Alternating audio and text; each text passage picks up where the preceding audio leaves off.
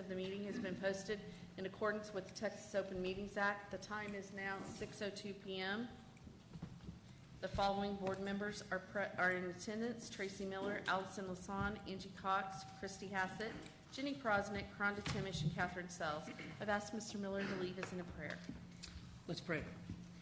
Heavenly Father, we're grateful for this time of year, a time for us to take a break and to celebrate what really took place 399 years ago. Next year will be the 400th anniversary, and time to reflect and to be thankful to be in a country where we're free to express ourselves regardless of what that expression is, free to celebrate religion or not, and we're free to be a part of a government where we're elected and we appoint staff to drive outcomes for students. And what a privilege that is for us to serve our students, our staff, our parents, and the taxpayers. And Father, we also know that this is a time of year where it's not all great for everybody, and we just ask for kind of a special dispensation to those folks that where there are opportunities for us as a board or a district to help meet needs and in our community, or social services or physical needs, that we just use the opportunities that we have to give back in a very meaningful way. Thanks again for an opportunity to serve our district and for an opportunity to make decisions in open government. In Jesus' name, amen. Amen. Please join us in the Pledge of Allegiance and the Texas Pledge.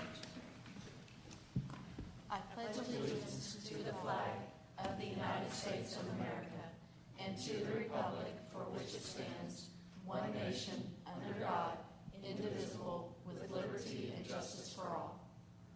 Honor the Texas flag. I pledge allegiance to thee, Texas, one state under God, one and indivisible.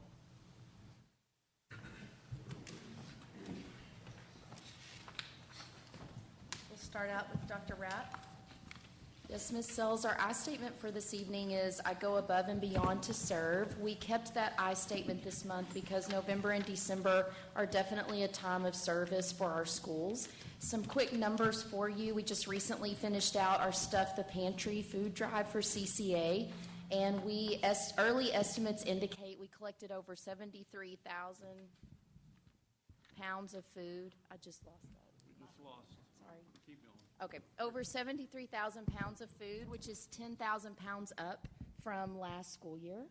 And then we had 42 schools hold a Veterans Day event and honoring the service of our veterans. And as we all know, our Adopt an Angel is going on right now. Those adoptions can be made through December the 4th.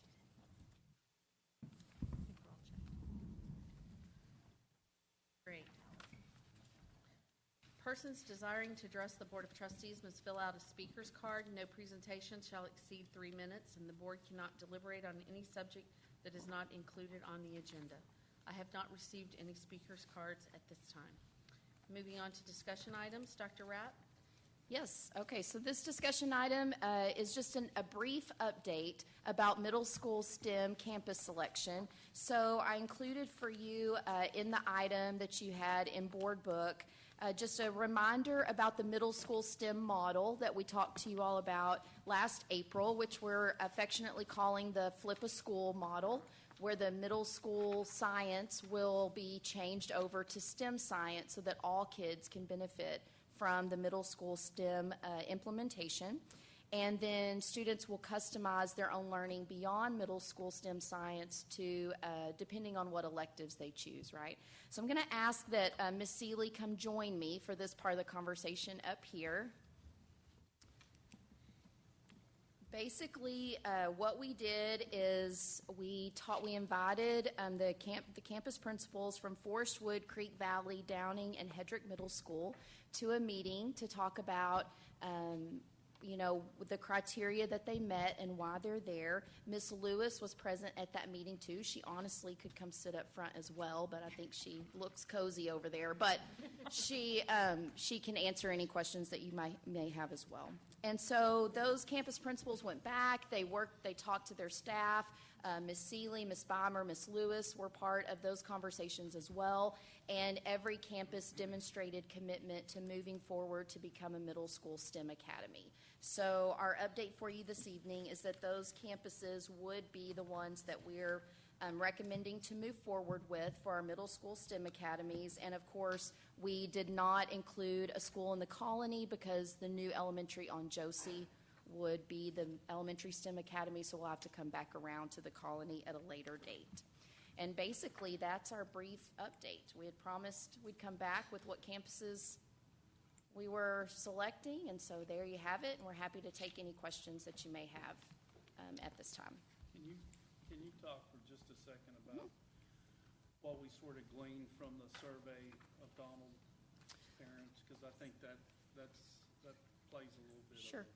So before we invited the middle schools to the table, we did survey Donald Elementary families, and the majority of the families indicated that they wanted to continue the middle school STEM learning in middle school. We weren't quite for sure because we definitely don't want to build something that people may not be interested in. And so that was really a brainchild of Dr. Rogers to reach out and survey those families, and so we did, and they did indicate that STEM, they want to continue their STEM path in middle school. I think the other thing, though, and correct me if I'm wrong, is that also the great majority of those parents said they would prefer not to leave that particular feeder pattern. In other words, what it told us, or at least gave indication of, is that I think it was only about 25% of the parents said they would leave their existing feeder pattern to go to a different feeder pattern for STEM. Yeah, it was a small And so number. I think that the numbers are close. But anyway, so pretty eye-opening to say, yeah, I want STEM, but I want it in my feeder. I won't leave my feeder, 3 out of 4 of them, I won't leave my feeder to get STEM somewhere else in middle school. Okay, let's start with questions with Ms. Timish. Thank you so much, Dr. Sure. Rapp. So I know we're just at the beginning stages, but how will it look for students that want to opt in middle school versus kids that have come up through a program for multiple years? How will we merge that learning? Yeah, so one of the things we'll do when we build the curriculum for the STEM science, and that's the benefit of converting all the sciences to STEM, is that will be a natural entry point for all kids, the kids that come with the STEM background, the kids that don't. They all have to learn the TEKS still. The benefit to the STEM students who come from a STEM school would be the differentiation in the elective. So an elective I may choose if I haven't been at an elementary STEM school, but I want to do STEM electives, may look different from the STEM elective I choose if I've been in a STEM all the way through elementary school. Okay, so what about the engineering? I know that we have that at the elementary level for STEM. Yeah. How will that be incorporated in the middle school? So one of the things we're looking at for the science teachers is the STEM certification at the middle school level, just like we're doing at the elementary school. So that engineering will be part of that science curriculum. We are in the early stages. We will be developing that curriculum, so I can share a little bit more about that once we develop what's actually going to look like. But we're going to build upon the foundation that's been started at elementary. And then for the electives, we're looking at Project Lead the Way curriculum, which it does a great job from an engineering perspective. And I didn't ask if you just wanted us to do one question. Yes, President please, Self? just one question at this time. So, Ms. Prosnick? How are we going to roll it out in that, have we done it at the elementary is we've just started with the earlier grades and then and built on it as, are we just going to be starting with 6th grade? Yes. And then we'll build on it for 7th and 8th grade? Yes. Yeah. That gives us time to train teachers, earn the certifications, write the curriculum. Yeah. Ms. Hassett? Actually asked and answered. Cox? So my question is about the cost involved. Are we going to have to convert any difference in the science labs or to accommodate for this? Yeah, I don't think are considering any conversions to science labs. And science is science, and they've got good labs in place. The electives will have a cost with some curriculum that's needed, and we're working on those numbers right now with the Project Lead the Way and that kind of thing. But the actual physical facility is good. Mr. Miller? Yeah, so question is along the lines of Forestwood. So Forestwood today is the dual credit, and seems like it's a lot stacked there, right? So wouldn't make sense as a matter of equity for a school to have that as a enrichment program that draws students and be a STEM academy. So have we thought about putting the full immersion or dual credit, dual language in another middle school? We haven't talked at this time about moving the middle school advanced Spanish, just because all of the students that are at Donald would be going to Forestwood. So if Donald was built for the certain number of kids that we have in it going to elementary STEM, which would matriculate up to Forestwood. So it doesn't put an additional demand on Forestwood along with the numbers that are coming from the middle school advanced language program. Yeah, and I think Forestwood, I totally understand what you're saying, Mr. Miller, but Forestwood is one of the few middle schools that has the space. It is way larger capacity than what it's serving, and so it was built that way 15 years ago, and so, I mean, the selection of these campuses, capacity was certainly one of the factors that, McCamey doesn't have space, Shadow Ridge doesn't have space, and so that was certainly a factor. And we're able to look at those numbers participating in the middle school Spanish in order to know about how many kids do we see going there, and will that fit along with, and it looks fine. My question's not, should we move STEM to McCamey instead of Forestwood? It's, why don't we take, I don't know, maybe we could get some numbers on the number of students that go to Forestwood for the enrichment program to see where they're coming from. Sure. Yeah, we can do that. See if it would make sense. Just naturally, if they would feed into McCamey, then you could put dual credit at McCamey. Yeah, Sure. I got you. We can provide that. Yeah, no problem. But when we're looking at those numbers, I also want to make sure that we're looking at projected growth in the southern part of Flower Mound. Because that's going to feed into. With Blue Bonnet and all that. We're going to rezone them to Forestwood. My question's pretty simple. So when will these STEM academies come online? So ultimately, the students from Donald need to have a STEM academy in place by the fall of '21. Okay. And there was a request from principals about the other schools and when they would launch, and if they can launch all at the same time, or if we need to have a staggered launch. And so we're just going to consider that as we start working and developing on the curriculum and seeing the readiness of the teachers and how well we're doing with the development of all that, to consider whether to launch just one in the fall of '21 or whether to launch multiples. And I think if we're ready to launch more, it benefits more kids. The sooner, we just don't want to overpromise and not be able to deliver. But we'll certainly know that, in the next 6 months. And in this round, my question is, the training of the staff, how much, first of all, what's that cost? And how much time does that incur?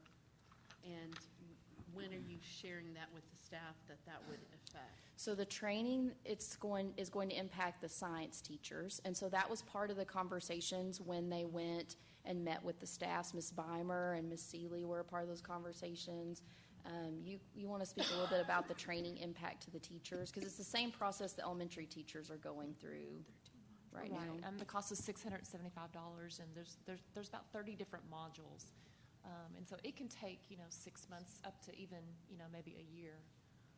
And then we'll be pulling the teachers for curriculum, type of things as well. Okay. Does anyone have a second round of questions? Ms. Timish? Yes, just curious, we know that we extend the day for our elementaries. Would there be any need to consider a 0 hour or adding anything? We have not considered extending the day for middle school. Okay. I just was wondering, or taking advantage of a 0 hour. I know that at some point we talked about that. I'm not, Right. you know, We have the benefit with the middle school schedule since they have electives, whereas the elementary schedule, engineering was not something that was already doable inside their current school day. So that's one thing that will help us. The other thing we've talked about, where it wouldn't have to be a 0 hour, but before or after school would be, what kind of clubs do we need to change up or bring new in because of STEM? Are there certain contests that kids are going to want to compete in based on their knowledge of engineering? So those kind of things, I think we'll need to look at happening outside the school day, but the electives are already there for the kids to do inside the day. and I understand, I mean, I appreciate that, but even considering for parents, having had middle school, that even considering the clubs for that 0 hour, because sometimes, you know, when you're Sure. dropping off at others, but it's after that it just kind of gets later and later in the day, but maybe considering some of those clubs, because I think parents would be really excited to participate with a natural fit with the clubs that they're going to get to participate that may not have been on their radar before they attended a STEM academy, even if Sure. they had older children. Just a food for thought. Thank you. Ms. Price? Yes, would we be considering waiving that local requirement for the third-year PE at those middle schools? Would that be a middle school specific Yes. so that they could do that? Yes. And then my other question, I'm looking at the presentation from the April thing. One of the requirements, I shouldn't say requirements, but one of the high suggestions was that every one of these middle schools have a community partner. Is that something that's going to be done in the next year? Did they come with one to the table? They did not come with one to the table. So I think what we would like the opportunity to do is really work and write the curriculum and develop that, and alongside of that, be working to identify community partners. Because we've got to spend some time with the teachers on them understanding what does it mean to teach STEM and what does that look like. We just decided that the community partner conversation needs to come alongside what the curriculum's going to require the kids to do. We'd have more information to take to community partners once we knew more about that. Once we figure out what those electives are really going to be grounded in.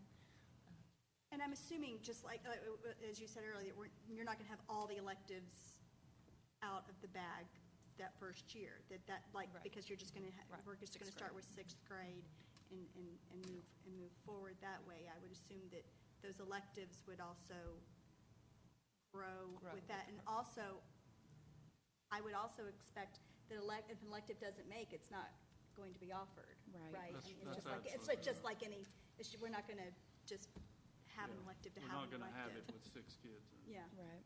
Can't. okay. Ms. Hassett? I did think of one. So how can we share all the wonderful things that their other science teachers in middle school or elementary, they're not using the curriculum, but how can we share the great things that they're doing so other teachers and non-STEM campuses can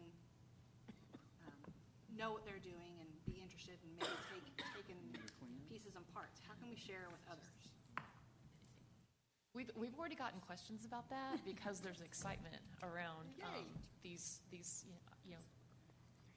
experiences that the kids are going to be having, and now that it's grounded in the science TEKS, that really does provide a lot of opportunities for us to really connect with other teachers and other campuses. I'm glad there's excitement. That's Yes. awesome. Ms. Cox? I just have a clarifying question, Dr. Rapp. So the way I understand is Donald, currently it's K through 5th now doing the STEM.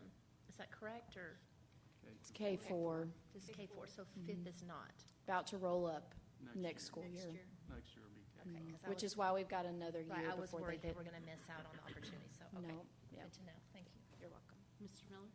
Yeah, so probably no surprise to you that we all knew who the schools were before tonight because people have been told about it. Question is maybe along the lines of what Rhonda was talking about.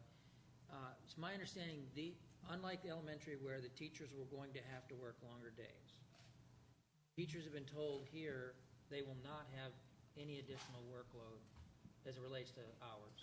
Yeah, we're not increasing the school day at middle school. Right. So are we doing that by taking things like the third year of PE out? How are we doing that without, what are we taking away so that they can incorporate this within the same school day? I guess because I think it goes back to middle school, you have those electives in addition to your content areas. So at elementary, where if I'm a school with just 3 specials, music, art, and PE, there really wasn't anything inside the school day that allowed for that additional STEM learning. So with middle school, because I have electives in addition to the content area built inside the school day, we're able to utilize that space in a student's schedule to say you can continue your STEM learning through the electives you take, as opposed to having to create more classes beyond what's already inside the school day.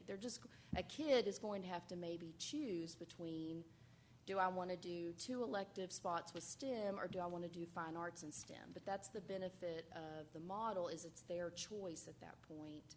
We're not forcing their hand, so they don't have to give up anything if they don't want to. And a kid could choose not to do any STEM Right. electives, and yet they're Right. going to get STEM through all their science classes, 6, 7, and 8. So if we don't have any major modifications required of the facility, and the way that we're doing middle school STEM is through electives, And science, And science.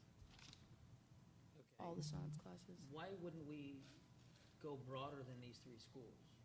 Because, you're talking about science, okay, that's one. Everything else is done through electives. There's no major modifications required of the facility. Why wouldn't we just broaden this then to provide, because I think about kids who are going to go from Valley Ridge, they'd have to go to probably Forestwood or Hedrick, right? That's a pretty hefty drive, and I'm sure you guys have some pinpoints where you can show us where people are coming from. But it just seems to me that if it's that simple, and I know that's Sure. underappreciated word probably, why wouldn't we make this available at Shadow Ridge or Killian? Mr. Miller, Yeah. I'll answer. I think long-term, that certainly can be an option. I don't think we're ready to say that until we get these first four middle schools up and running, and then see. I think particularly if we find out after they write the curriculum that, hey, this curriculum works for everyone, and if there's continued excitement about getting certified, I think that's a big piece of it, is these science teachers have to be certified in the STEM certification, and I certainly think that could be a long-term goal. And I'm not talking about 10, I'm talking about, in the next 4 or 5 years. I'd basically let's just say I was going to take orchestra at Forestwood. Be in STEM, I would take an elective, and I'd have a science class. That's how I Right. become a STEM student and stay in orchestra. That's right. And we built the model specifically so that kids could still participate in other things as they wanted to. Yeah. Yeah. For some kids, they're not going to give up their fine arts. We don't want them to give up. But for some kids, they want to be pure STEM, so this gives them and their parents the option. Also, that it's that PE credit. So it's not kids that are taking athletics, because that's different Yeah. than a PE credit for the 8th grade. Yeah. Just given, on the PE credit, it's just giving a little more flexibility to a small group of kids that right now don't have that flexibility.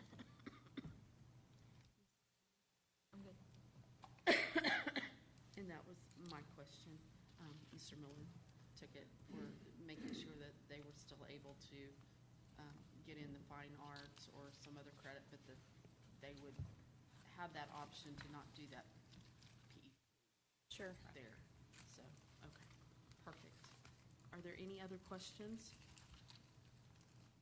None? I can't see everybody's faces, so. No, Do you have a you're good. question? I'm sorry. Yeah, yeah, okay, perfect. Okay, thank you both so much. Thank you, Mrs. Seeley. Thanks, Ms. Seeley. Thank you, Dr. Rapp. Moving on to our finance report, Mr. Ball, you're up. Thank you, Ms. Sells. This item, we've got a couple of these. Pardon me, this is a guaranteed maximum price that we'll have on next Monday's agenda for the Josie Lane the elementary school to be built on Josie Lane. And, pardon me, and the guaranteed maximum price, and we've got these two items where we'll talk about the amounts, because there's really not a competitive issue any longer. But the guaranteed maximum price that's being recommended for that school is $35,119,000. I'm sorry, $35,119,947.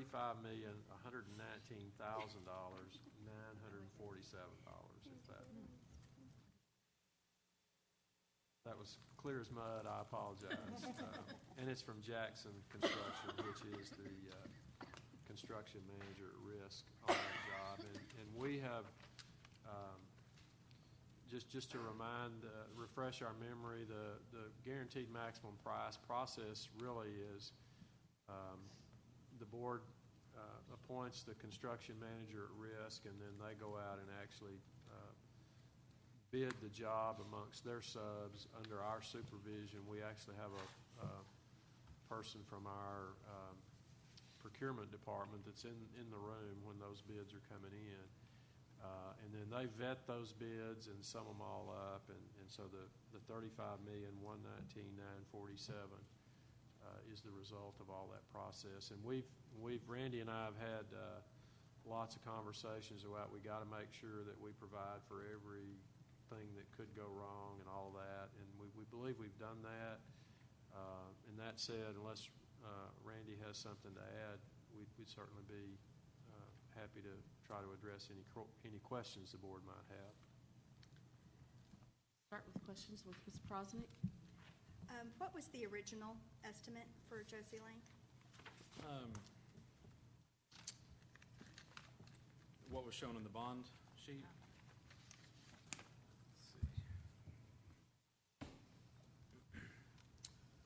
So the original cost estimate for the overall project was $39,237,029. We didn't adjust that for inflation since we moved it up, since we delayed it a year? Correct. Yeah, that was originally a year 2 project, and that's where we kept it. Right. Okay. So, but we're being budget, because I know that the GMP does not include architect fees Yes, and all that other stuff. Yes, ma'am, we are. Yes. All right, thank you. Ms. Hassett. Does it include any potential costs that we might incur on the turn lane? It does. So this GMP actually includes a couple things that are a little bit unique. One is the backup data center that we've talked about before. Another is a traffic signal that we have been told we're going to have to put on Josie Lane. And then the third is the turn lanes of Josie Lane. Ms. Cox. So my question is, have you seen increasing cost with construction and trades and cost of goods? Have we seen an increase in cost? We have seen increases in certain areas. I mean, this is if you look at the GMP back on Mill Street, this is probably about 10% higher, which we had kind of accommodated in the inflation numbers on the original bond sheet. However, like I say, there are some little differences. Mill Street had the demo of Purnell added to it and some work at Harmon to put the bleachers out there for the play field. This one has the data center and the traffic lights. So. But to answer your question, yes, we are seeing certain areas of construction that are higher nowadays, and others it's remained relatively the same. So it's not across the board on all the trades. Mm-hmm. Right.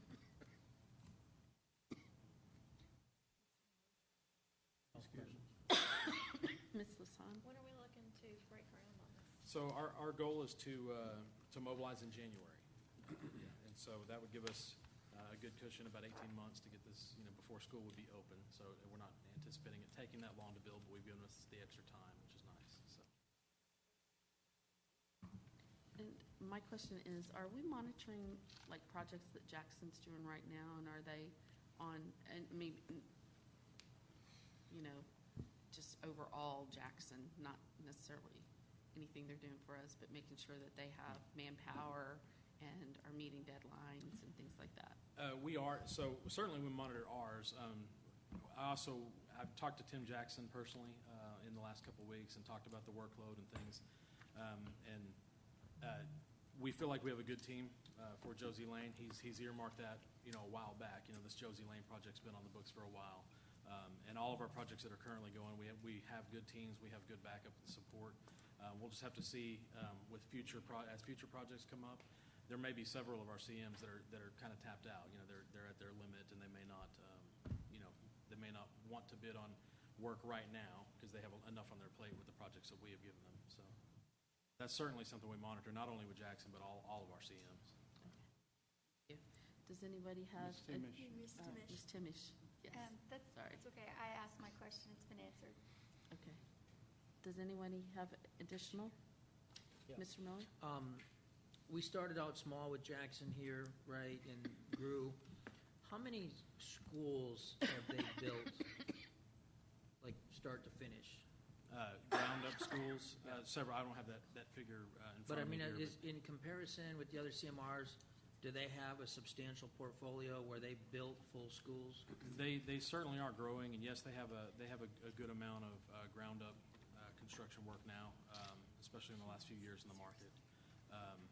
But I don't have that figure in front of me. You know of any of the schools that they built, like? Again, I'd have to get that information for you. Yes.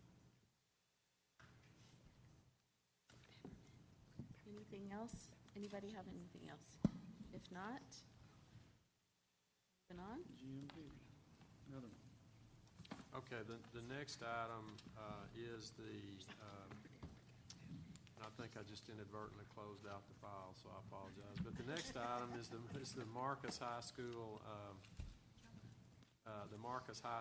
storm damage insurance claim Phase 2. And just to refresh our memory on that, these projects, this Phase 1 and Phase 2, are part of storm damage now from 2 years ago, and it's covered by insurance. So the only thing the district will be out is the deductible on the policies at the time.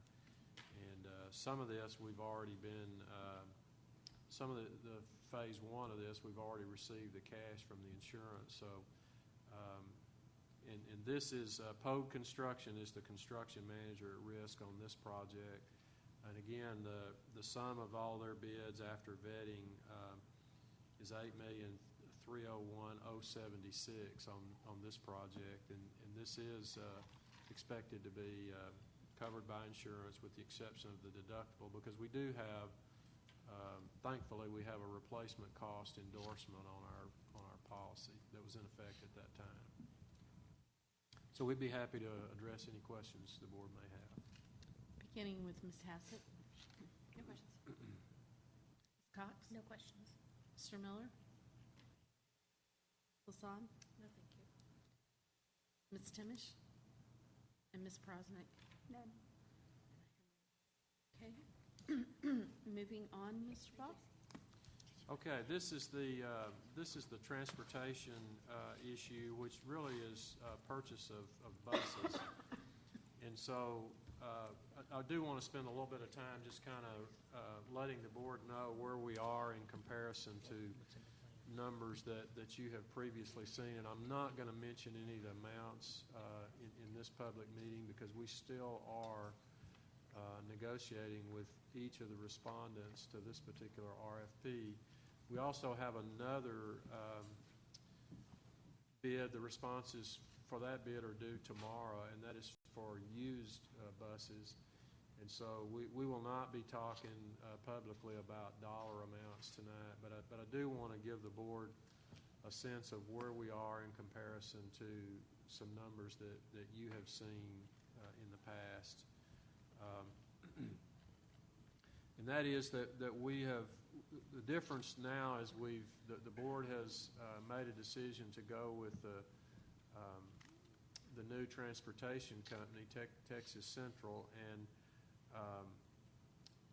and so we've now involved them in our discussions and sort of put them to work in an advisory role as we negotiate with the respondents on the actual bids for the buses. And one of the things that we've talked about is the smaller buses that we had originally scheduled out in the responses from the bids that we've got were buses that are on a van chassis with a dual-wheel rear axle. And so and we had some concerns about the long-term durability of those, and as we began to discuss that with our new transportation company, they shared that concern. And so one of the things that we believe will be part of our recommendation next week will be to look at purchasing the Type C buses that they're shorter with a smaller capacity, but will be, we believe, more durable long term, and so we'll have the numbers on that next week. We don't want to go into that tonight in this meeting, just to preserve our competitive position. We also, through the great work of Mr. Martin and Mr. Turner and the procurement staff, we've gone back to each of the respondents and asked them for a best and final pricing, and so each of those three have had the opportunity to do that. The other thing that we're looking at that I don't recall us talking about this, but I think it's important to note, we're looking at adding some full-size buses with a wheelchair lift in them, so that when this will improve the inclusion of special ed students as we go on field trips, because currently we don't have any full-size buses with a wheelchair lift, and so this would enable many of our groups that go on various field trips that have a student who needs to be transported in a wheelchair. It will allow that student to ride on the same bus with the rest of the students. So we believe that's a significant improvement in our level of service that we'll be able to provide to students. The other thing that we're looking at has to do with the activity buses. Those are the white buses that we have had access to. As you know, the current fleet of buses belongs to First Student.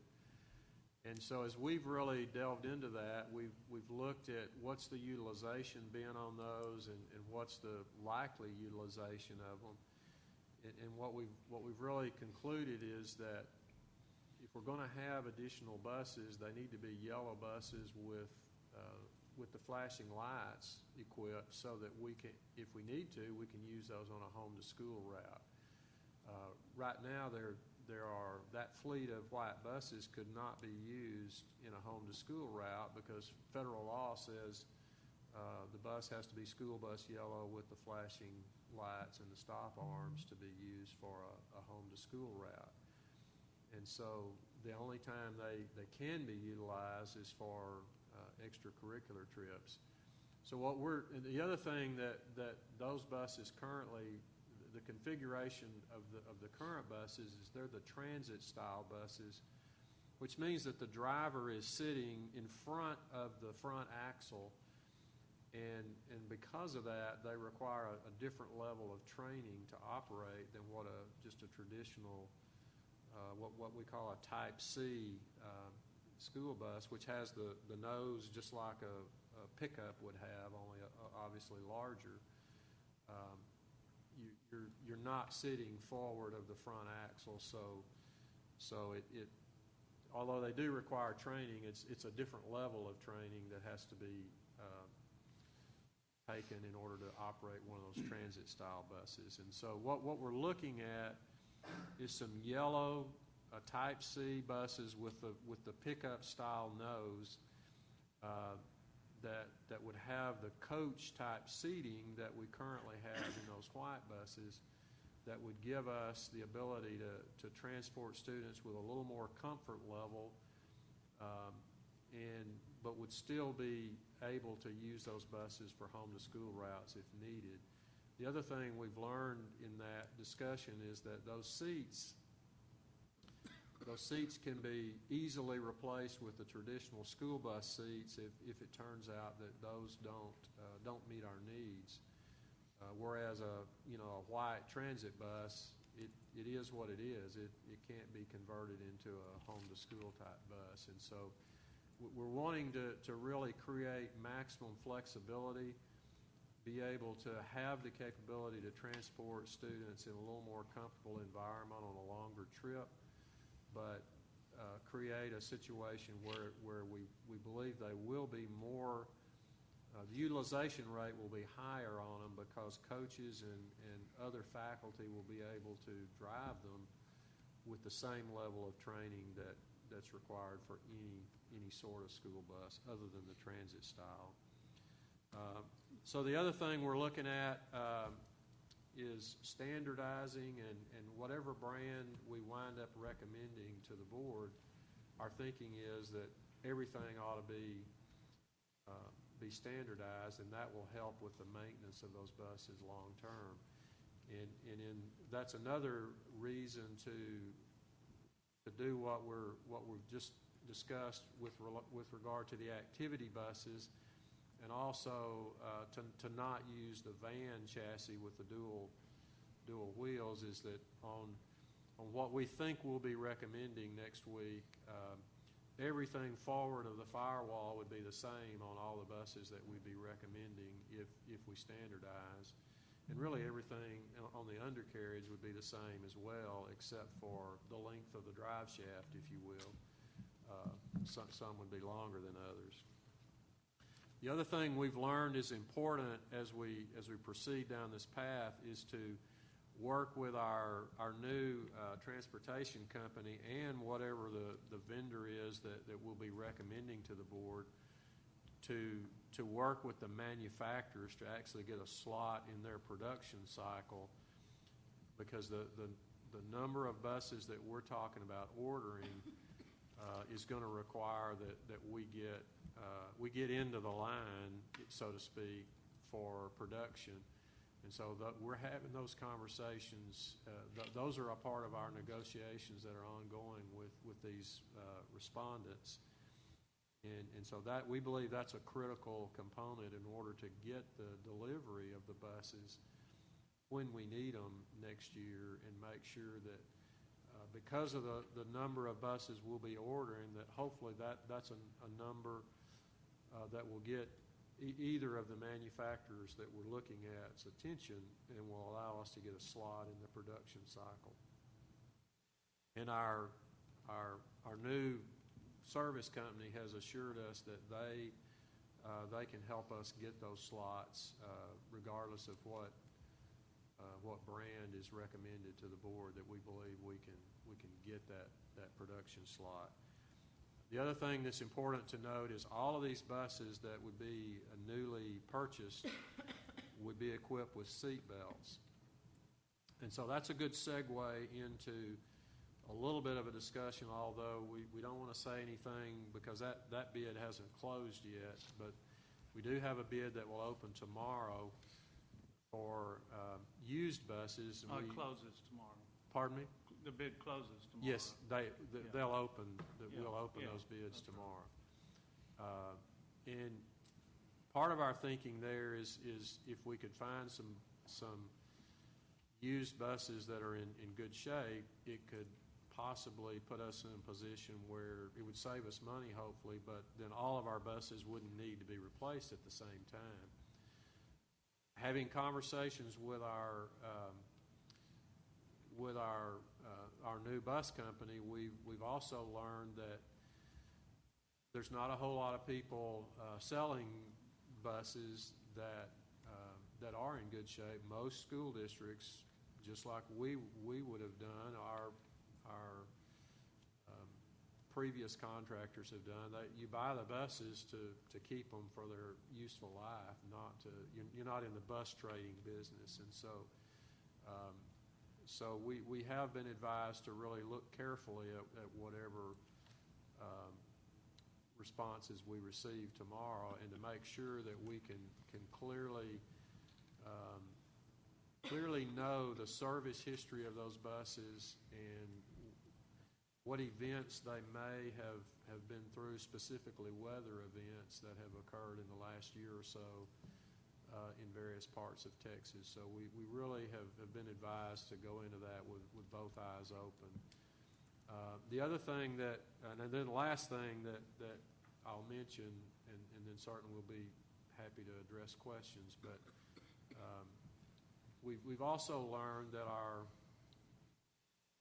the bus service company that responded and that the board awarded the business to has let us know in the appropriate manner that their pricing for what they do was based on the assumption, which we stated in the RFP, that all of the buses would be new. And so I think if we do wind up recommending some used buses, we'll need to be willing to go back to them and talk about what kind of adjustment might be appropriate for their pricing in order to accommodate the additional maintenance that might be required on used buses. So all of that are things that will be taken into consideration as we develop the recommendation that we'll post up on Board Book later this week. So that's kind of where we are, and it is critical. The timeline is critical on this. We realize this is a big decision for us to make as a district. And one other thing that wasn't in my talking notes that I just thought about is I'm sure somebody's probably thinking about this. We did consult with our bond counsel about what if the timing of the need for the cash flow doesn't coincide with the source of the money that we're contemplating using. And we've been advised that we don't need a resolution, that we can just go ahead and make the purchase out of the general fund and then reimburse it as funds may come in from those items we've talked about. So that was the last thing, and I'll be happy to. Mr. Martin's here, Mr. Turner. Any of us would be happy to address any questions the board might have on it. We do want to refrain from talking about specific dollar amounts, though, tonight, just to preserve our competitive position with these respondents. We're going to start questioning with Ms. Cox. How many questions at this time? Mr. Miller? I don't have any questions. Ms. Lasan? Given us things to think about that I didn't even think of, so thank you, but I don't have any questions. Ms. Timish? No? Ms. Prosnick? I do. I would like to know, because as you stated in the original proposal, it was for all new buses. And so, and opening up the bids tomorrow for the used buses, it seems like a rushed RFP. I'm curious what precipitated that when new buses were what had been discussed. Yeah, and I'll Okay. cover him for that. Okay. It was actually at my request. We had talked about, trying to create a cycle where you're not having to replace 288 at a time, and so I'm the one that asked them just to explore it. Okay. And so they weren't real thrilled about that last second, but I just didn't want us to not to have at least asked the question if there were sources for good used buses, where we could get on a cycle where we're replacing a third of them every 5-6 years. I know we had reached out to First Student at one time to see if they would let us purchase buses that were currently in our service, we and did. they had, and their price was not favorable, as I recall. We did have those discussions. It's probably been a year or so. Dr. Rogers, correct me if my That's memory right. fails me on that, but last it's fall. been about a year, close to it. And it was an amicable discussion. We just didn't feel like the value that warranted that. And so, our contract does provide for that. The problem we've got is the timeline, because the two situations we know of where we've seen some used buses come on the market that had a real clear their service history was well known. One of those was a year or so ago when the Dallas County Schools transportation operation was was terminated and some of those buses were purchased by some of the participating districts, it was well known what the service history of those buses was, and the other situation would be the buses that First Student currently is operating, and we had high hopes at one time of being able to work something out with them. Then we learned how many buses they have nationwide and realized that they can easily absorb that number of buses into their operation. So we didn't have quite as much. No leverage. Yeah, no leverage that we thought we had, and so that's what led to the RFP for used buses. Yeah. Ms. Hassett? I also did have a question about the used buses, specifically because of the Alicia Harvey type issues where you had referenced the good buses. Can we visually look at the buses? Well, those were the weather events I was talking about in the state, and so yes, we will have to. You know, if you're buying a personal vehicle, there's Carfax and there's all kinds of ways you can verify the condition of a personal vehicle. There are fewer resources available in the school bus arena to verify the history of a bus, and so that's one of the things first thing we'll have to do is see what kind of response we receive tomorrow. And then depending on the responses, we'll really have to do some due diligence to try to verify. Would it also include visually looking at them? Certainly. I think before we'd make a recommendation to purchase, we would want to actually lay eyes on them. Not just us, but some mechanics lay eyes on them. I'm not volunteering. Yeah. Okay, that's it. Thank you. My question was, how many of the buses, the full-size buses with the chair lifts, did you say that number and I just was writing and didn't catch it? I did not say the number of the full size. I don't know that we've determined that. We want to have that option. As we met with our committee that helped us work through develop the RFP and look at the responses, they actually made this suggestion that when we have field trips, currently, the only option we have is a bus that won't hold the whole group, and so we'll have to really determine how many of those we want to recommend. But and the reason why is I just want to make sure that that's a sweet spot number that we can. That if we're making that available for one, that we're making it available Absolutely. for all, and that we're taking into account our growing population of special needs students. Absolutely. And so I guess not really wanting to know the exact number was more of my heart in that just making sure that we have enough to cover a day where maybe everybody takes field trip, you know, Right. and that we can cover all those students. So, and those are the same discussions that we've been having related to the activity buses. If you're going to have them, you got to have enough to serve everybody. And Right. so we hear that, and we will certainly do that. right, okay, and that's great. Thank you. Does anybody have any additional? Anybody? Once again, I can't see your faces, and so. Okay. No questions. Okay, we're going to move on in the agenda.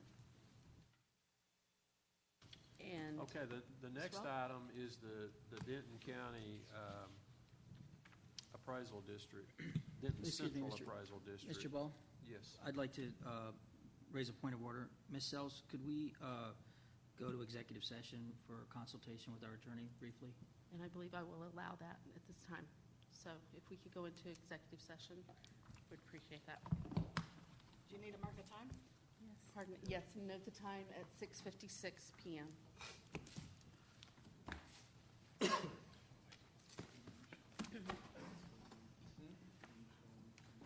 No, I'm good. Sorry, Kevin. There are no stairs, so that's good.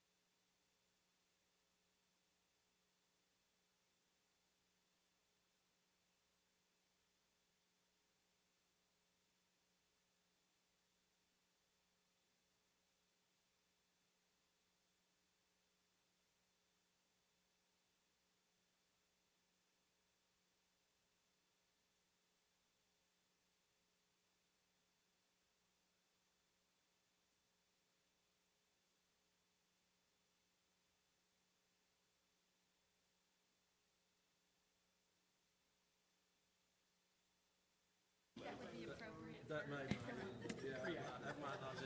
They're gonna park it in the woods. There you go. Definitely park that stuff over soon. What did she say? She said it was asking answer. And we'll be sending. They tow it with their That should be a perk. We can give it to CCA or something. Okay, we are back in session at 7:03. Thank you all for, I'm going to write that down, 7:03. And so for discussion items 2D and E, a committee was formed of board officers, and those board officers will be sending a recommendation of the vote allotment to the rest of the trustees later. And If I could just Yes. be clear, we did form that committee. We did just go to executive session. We have not shared with the board what that is. There's been no further discussion. Yeah. Just wanted to get some advice from our council. And the board, rest of the board outside of this committee is unaware of what that is, and we'll find out when we get our normal board book process. correct. Does any of the other trustees have any other questions or comments based on the process? None? Okay. Seeing none, we're going to move on to Dr. Coburn. Okay. Thank you, Ms. Sells. Members of the board, we've got a couple of, or we will. Hey, there we go. We've got just a couple of boundary items that we wanted to bring forward to you, present you with a little bit of information on. What we'll be giving you tonight is basically an outline of a couple of projects that we felt like we needed to bring forward to you for discussion. There are no new maps. We're not into that level of specificity tonight. You'll see a couple of maps in the presentation. You've got the slides in front of you. Those are existing current maps from our school locator as it exists right now, to give you an idea of what you're going to be looking at. We'll start with the Lewisville High School feeder boundaries. This one, the genesis behind why we would bring this forward with the building of the new Hedrick Middle School, which is really fun to watch come up if you live really close by like I do. You see it all the time. And it's going to be just a beautiful building, but it's also going to be a beautiful building with room for a lot more students than the old Hedrick Middle School or current Hedrick Middle School has. And so it created an opportunity for us to re-examine what we do with our middle schools in the Lewisville feeder pattern. Really, we wanted to look at balancing enrollment and campus capacity. The numbers that you see in parentheses represent our optimal campus capacity. And then you see enrollments as of our official snapshot day, October 25th, for both the 4 middle schools that feed Lewisville High School and then for the 2 9th and 10th grade campuses, Harmon and Killow. And you see that we got a lot of students, and certainly the enrollment projections over time, just based on what you're looking at right now, on like a 3-year trend, you would see a relatively flat Huffines and Delay, and you would see some growth at Durham and at Hedrick. That's more of our faster growth areas. Harmon and Killow also would see some growth over the next 3 years. And you can see there in those capacities, we show the 1,000 capacity at Hedrick Middle School. That's representative of the new school, obviously not the current school. So we've got a lot more space to get students in there. And then you see the imbalance between Harmon and Killow. Those 2 schools have relatively equal capacities, but a little bit imbalanced. We've got a few more students at Harmon now than we do at Killow. So as we brought this forward, and I'm going to see if I can make does this one have the pointer light on it? No, that's okay. We have one with the pointer, Big stick. laser. Oh yeah, we do. Hey, look at that. Boom. Look at that. Dr. Bonner, I'm going to try not to blind you. I'm going to do the best I can. But certainly wanted to just give you an idea of what we know about our population centers and the kinds of things that we would bring forward. Again, this is not anything that's got specificity to it yet, where you get down into talking about individual streets and neighborhoods and subdivisions and things of that nature. But what we do know is that the Durham boundary, which you see right here, and I'll just take this kind of one school at a time. The Durham boundary here you see crosses I-35. And we know that for Delay, they've got both this wide area on the east side of I-35, and then this very densely populated area to the west of Interstate 35. And then you have the Hedrick middle school boundary that currently exists and the Huffines middle school boundary that currently exists. And what we do believe that we could bring forward would be to have Delay Middle School pick up some of this area to the southeast, which would provide capacity relief at Durham. And then some of this densely populated area that currently goes to Delay would have an opportunity to shift over to the new Hedrick, which is located right here. So you can see obviously much closer to school than you would be going to Delay right now. And then a very small, we think that we could have just a very small impact on Huffines to provide a little bit of capacity relief where we've got space at Huffines, which is a relatively flat school enrollment-wise. We just don't see much of a change in enrollment in the Huffines feeder. And then the boundary between Killow and Harmon currently exists basically along Fox Avenue. And we do believe that there's opportunities there to examine moving a portion of that south, maybe toward Bel Air, something in that realm. You can't move the whole thing. That's a ton of kids, and you would just create a different problem. You'd have too many at Killow instead of too many at Harmon. But we do see some opportunities to take a look at that boundary as it relates to some of the middle schools as well, to see if we could create a little bit of purity between Harmon and Killow, although frankly, having put 2 children through LHS myself, whether you go to Harmon or Kilo, you usually end up at Maine. They almost all spend a lot of their time there, so it's a bit of a 6 of one, half a dozen of the other for the students. But certainly, I think if Mr. Fontana were here, he would probably say that, yes, we are very overcrowded at Harmon, and certainly that is a school that's got some of the most significant capacity concerns that we have. So in terms of some of the potential benefits, and we talked about them here, reduced enrollment at DeLay and at Durham. DeLay is a very large middle school campus with over 1,000 students right now, and certainly being able to help them out would be beneficial. Some capacity relief at Durham, which again is a growth area. We've got, if you'll recall from the recent quarterly update that Rocky Gardner came and presented, we've got some multifamily units, some more that are coming that'll feed that area, and so we have to continue to monitor that part of the district. Huffines and the new Hedrick especially have the capacity to take in more students, handle some growth. The balancing of Harmon and Kilo, again, an opportunity certainly to help Harmon and Kilo students that might really be married to one of those schools or the other. Because it's only a 2-year campus, it's a pretty minimal impact, and we'd really be able to work with those families, we feel like. And the last bullet is one that we think, and in conversations I had with Mr. Turner, we think could really have some significant advantages. The bus delays with DeLay Middle School, and no pun intended on that, but we tend to have, when you triple stack your bus routes, as we do,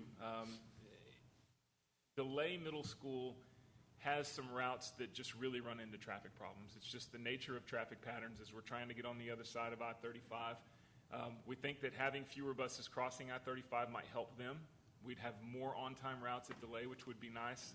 Fewer opportunities for unexpected traffic delays. Also, where DeLay sits kind of tucked into that neighborhood up there, it's kind of hard to get in and out. There's not a lot of exit points from DeLay Middle School, so a few fewer students means a few fewer cars and just a little bit less traffic congestion. We kind of feel the same thing about Durham and Southridge. Occasionally, you've got a lot of traffic there. That's a pretty major intersection. And with the elementary and the middle school there, while their times don't overlap, certainly it's a concern. And then we do think that doing that, we have a lot more students that would be within walking distance of Hedrick Middle School. And I'll go back just to kind of show you exactly what I'm talking about there.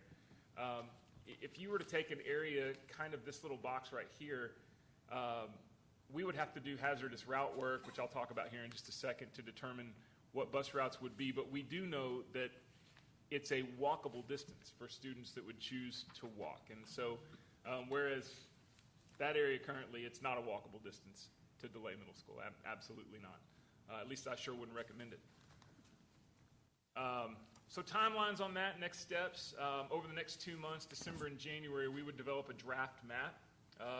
We would bring that obviously to you, and if you'll recall, a lot of what we did the last time we had some boundaries that we looked at, we would make sure and put that online, give people an opportunity to see it, certainly give people an opportunity to ask questions. You may recall we had a kind of a running FAQ document based on questions that people had about a boundary map.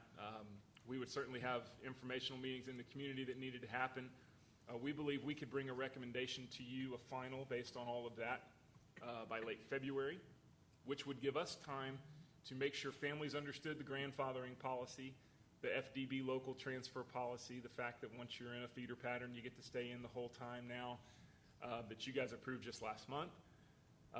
We would have an opportunity to make sure that Harmon and Kilo students knew where they were going to be so that we could schedule and staff appropriately, which is a very multi-layered process at LHS and those two 910 campuses. So doing that early would give us a chance to do that.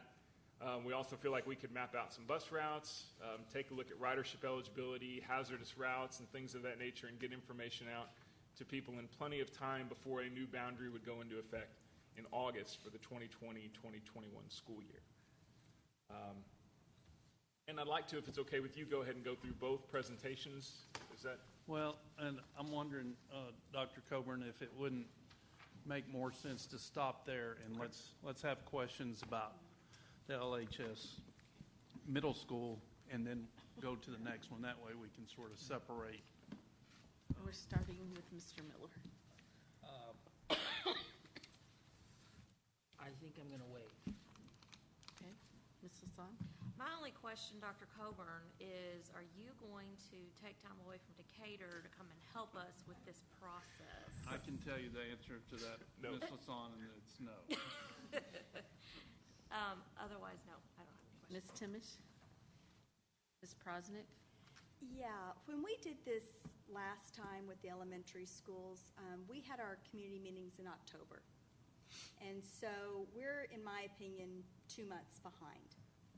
And it, for me, goes against what I said I wanted whenever we looked at boundary adjustments, which was we would make those decisions early in the year. February is spring, and we said we wouldn't do that to a community, that we wouldn't, that was something that the board had said that they didn't want to do, they wanted to do it earlier. So we knew these numbers were here for a while. My question, we knew Hedrick was being built. I'm curious why it's being brought now instead of earlier. Sure. Again, it was, so much of that is when we get our snapshot, we get that third quarter projection, we know exactly where we are. And more than anything, we wanted to give you as accurate information as we could without going too late. And we feel like February, with the middle school adjustment, gives us an opportunity to make sure people are educated. They're getting choice sheets, the transfer windows opening, all of that. So it was really about trying to balance making sure that any numbers that we would provide would be as accurate as they could possibly be by waiting as long as we could without waiting too long. And certainly we had those conversations about how long we wanted to wait before we brought this to you. Okay, Ms. Hassett? I have a couple questions. Just one question right now? Yes, please. Okay. So Huffines doesn't currently have CIS, so CIS and T. So we're moving kids to Huffines. What about the children who are receiving services who are moving to Huffines? Well, again, I think we don't know exactly who that is, Right. and so that would certainly be a consideration. I appreciate you bringing that forward. Ms. Cox? So my question here, and I agree with Ms. Prosnick on the delay in time, but this parent input is key to me. But are we breaking up some subdivisions in here where kids live on the same street or same area, and we're making them go to two different schools? It's kind of hard to read on here. Yeah, well, and again, and in fairness, we haven't gotten to that level of specificity yet. Okay. Certainly, we try to look at those kinds of things. If you were to go on the school locator, you can see that in those areas where we are more densely populated, that's where you have more examples, like in elementary school. Lakeland would be an example that goes to 2 middle schools. You just see more of that, and we do that because we tend not to want to break up things like subdivisions. But I don't have that level of specificity to provide. And Ms. That will Hassett? be provided, though, when we get the maps. Okay. Ms. Hassett, did you have an additional, or 2 more questions. did anybody have any questions before her? I just had one. We had talked earlier about discussing what optimal capacity was and Yeah, looking that's at a great question, Ms. that. Prosnick. One of our goals this spring, I'll either have to do it or, we've actually talked to Jason Hughes and the assistant chiefs and so on, that we really want to revise the optimal capacity numbers and just have face-to-face with every principal at every campus, floor plan of every campus, which is what we did when we created the 2 different numbers. Hey, what's functional capacity and then what's optimal, which is 90% of that. But we're going to do that again and just come up with, this is the capacity of this campus, and move away from optimal capacity or whatever. We need to know, that, hey, if you put over 1,000 kids in this campus, there is no more wiggle room or whatever. And so I think it'll be provide a little more clarity. And so we will do that work this spring. It's not a quick turnaround because we have to meet face-to-face with all the principals and of course have facilities people there, and tell us, what are you using this room for? And something might be counted as a classroom that really, unless it has a special ed, some kind of special programming, it can't be counted as a classroom. Those are the kind of things that you can only determine in face-to-face meetings. So I appreciate you bringing that up. Ms. Hassett? One of the other questions I had was travel time. If you're going to shift the kids in the south to Delay, what's the travel time in a bus? 'Cause that seems like an awfully long time to basically go from Round Grove Road all the way up to 407. Yeah, we looked at that, and we haven't had a traffic study done, but we've driven it, we've taken a look at it. I actually think we'll have some reduced time. You're heading north in the morning, away from traffic. You're heading south in the afternoon, away from traffic. So the buses that would be doing that, we are finding that it is the crossing of I-35 that becomes more problematic. I would definitely concur with the crossing of. Yes. It's definitely problematic. It's just, it's a long distance for the southern. As the crow flies, a lot of kids live a long distance from DeLay Middle School. Yes. And then we're extending it, so it's Yeah. long. I'd be very interested to know what those travel times would be for those students. Like I said, Because, it's a long time for middle school, and then also how would it extend to Kilo too? Because those kids would then go from Delay to Kilo, so they would then still be crossing no matter what they have to cross to get to. So that group right there, I do not anticipate would be impacted by the Kilo piece. So if they go to Delay, they would go from Delay and then to. Which we Harmon? currently have, students that go Delay Harmon. If you can imagine, it's really all about where you, here, let me go back here I'm glad you asked that question. So, and unfortunately, they were not able to provide the Kilo Harmon boundary for me, but it's basically right here. Yeah. So you just draw a line across. So they these still kiddos stay at down Harmon. here Or still going. would still be going to Harmon Okay. regardless. So it would only impact middle school years. Yes, ma'am. Which is our oddest time of the day. Yeah. Okay, then the last question, I did also have a question. I understand what you're talking about for timing. February kids are already thinking in January what they're going to take before they even sign up in February. So if we aren't making a decision until February, how are we impacting students selecting their courses? Because it depends upon the school. And it does seem a little late for the middle school students for selecting courses, because that's the same time frame. Sure. And our course offerings are the same at those 4 middle schools. We don't have, They are all the same. there wouldn't be I can't think of a single difference Okay. among those schools in terms of what we offer. Okay. Just they're already thinking at that point Sure. of the next year, and if we then come in and change it, then it's throwing them for a larger loop because they already have a plan in mind. And there is no doubt, Ms. Hassett, and I totally agree with Ms. Prosnick, that the timing would be better to have it done before the first of the year. We know that we're going to have to do something regarding Hedrick. Now, we can leave Hedrick's current as is. The question is, do you want to do that and then, a year from now? But we certainly believe that somewhere in the near future, this question's going to have to be asked. So yeah, you could do it a little, wait a year and provide a little more notice, but it just made sense with the new Hedrick coming on that maybe this is the time just to take the full bite out of the enchilada. Ms. Cox? So a question I would like answered, not now, but of course, as we go more into discussion, would be the bus impact. Will it require more buses since we are purchasing our buses? Would it require more or less cost? An initial analysis was equal to or less. We do not see more buses as a result of this at all. We see actually fewer miles driven and probably fewer routes. We'd have to do a hazardous route analysis on every one. But we don't see an increase in transportation costs from this. That was one of my questions, too. Miller? Yeah, I think, Joe, This is it, right? Yes, This sir. is the last This is it. ruling. I will not be speaking He's Wednesday. going to 6th.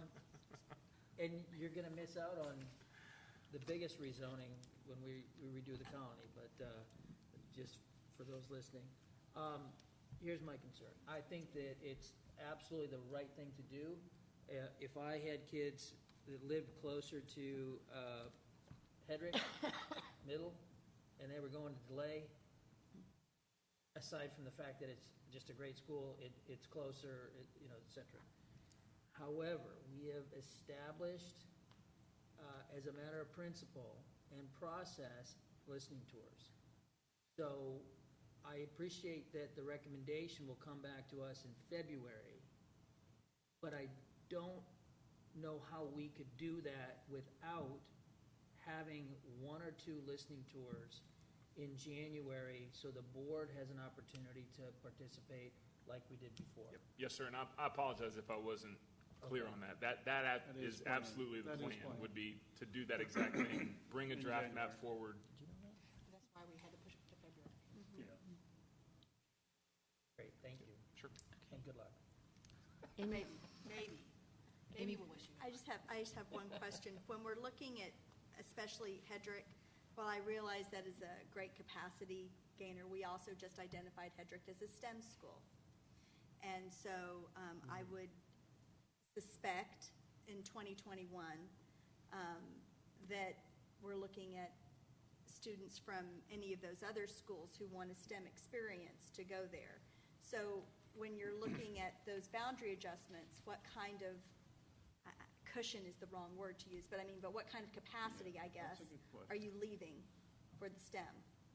Yeah, I think I can answer that question by telling you that we'd like to find a more balanced enrollment among those 4 schools. So if you think in terms of, we're talking about 3,200 students. So, you divide that by 4, thinking in those terms. And I don't have the numbers, and we can get you the numbers Okay. because I've looked at them. But I think it did, Ms. Prosnick, take the projected Hedrick Middle School from about 630 something to close to 800, which is sort of what he's talking about. The one thing, the caveat I'd tell you is, as we know with grandfathering clause, you're not going to get there Right. from 636 to 800 in the first year or 2 anyway, because people are going to take advantage of the grandfather clause. So, but which means it'll be less than that, which leaves us more wiggle room. But we did take into consideration some wiggle room. And I think the detail in those areas, the population is so dense that a decision about a single multifamily complex or a single neighborhood could really shift any sort of a projection that I would try to give you with any precision right now. And that's why I'm dancing around that number just a little bit because we're just not there. Because you got till Monday. I'll do what I can this week. Thank you, Dr. Coburn. okay. If nobody has anything else, we'll move on to Okay, Bird Street. Okay. So this is one that has been on the radar for a while. There was a bit of a natural why now as we looked at the LHS middle schools and we looked at the Harmon Kilo balancing, there was a natural order of things to consider this as well. The larger, I think, piece behind this, as you'll see as we go through some of the slides, was that we are talking about touching a high school boundary. We'll go ahead and lead with that. But when we look at projections over time and the Marcus feeder pattern area getting smaller in terms of student enrollment, the Lewisville area getting larger, we felt like this was a good entree into looking at some of those adjustments.